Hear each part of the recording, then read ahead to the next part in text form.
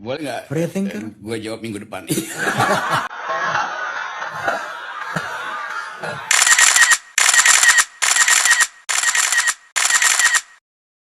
Sekarang tema yang kedua, spiritualitas.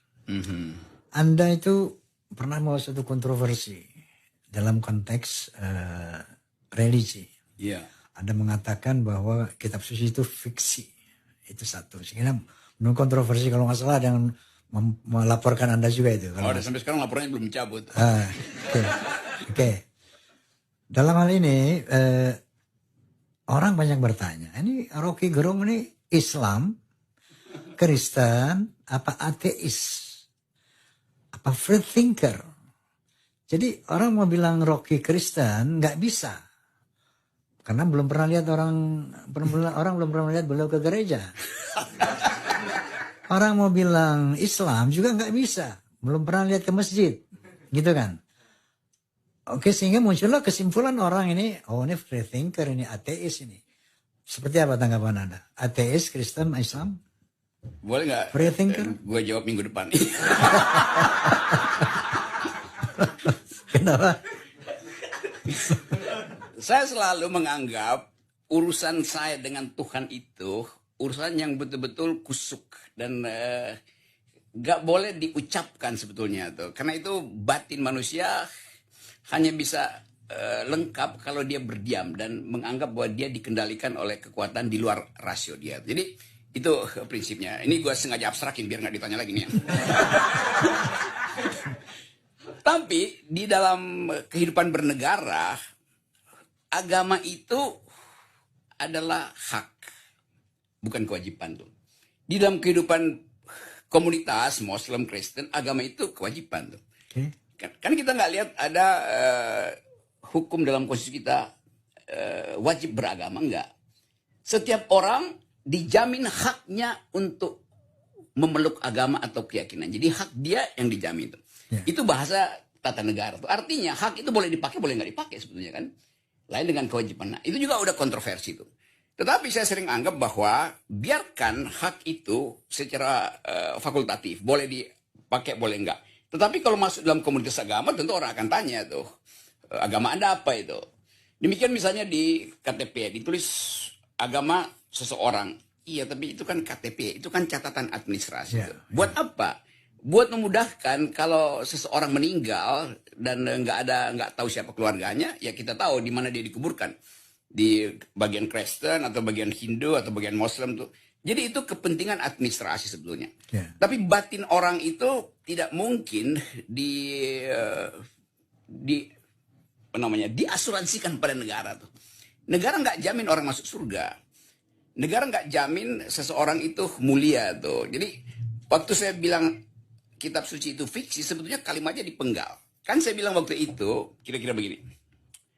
Bila kitab suci itu menimbulkan imajinasi, maka dia adalah fiksi. Karena fiksi artinya sesuatu yang menimbulkan imajinasi itu.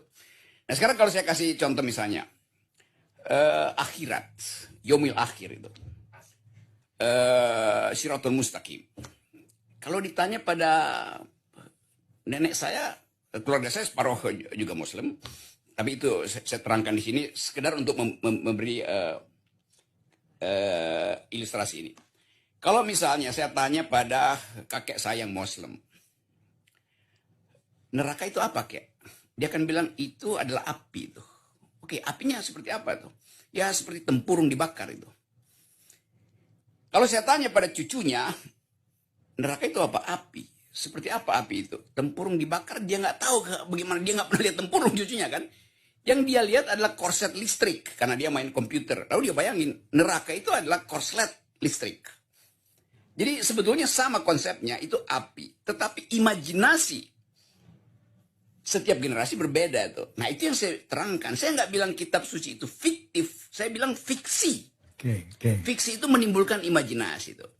Sama seperti kalau saya bayangin lagu-lagu soneta itu kan saya dapat imajinasi sebetulnya. Nah, saya nggak tahu misalnya lagu itu nanti akan berakhir pada pemanggilan Rhoma Irama oleh Laksusda pada waktu itu.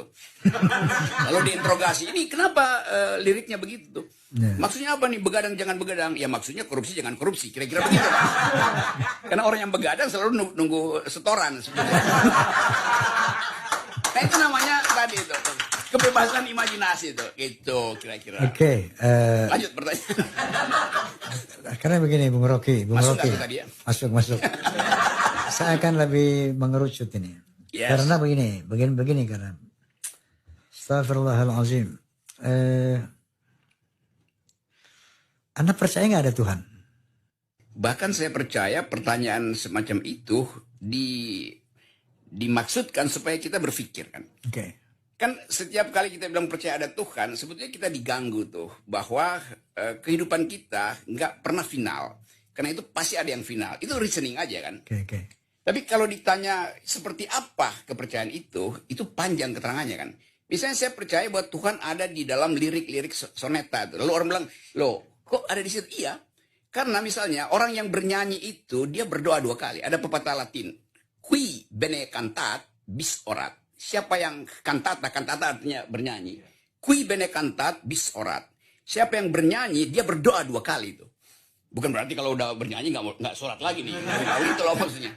Tapi itu menunjukkan bahwa dimensi batin kita itu lebih kaya dari apa yang dianggap sebagai agama yang sekedar institusi kan. Kan kalau ritual kan ya bisa dipakai. Kita nggak pernah tahu ini orang ritual karena habis korupsi atau karena betul-betul ingin memberi moral baru pada bangsa ini. Jadi itu pentingnya kita bagian dasar kita tentu kita bilang ya kita menuntut orang nggak korupsi karena ada moral di atas kita yang disebut Tuhan itu. Kan nggak ada lain kan.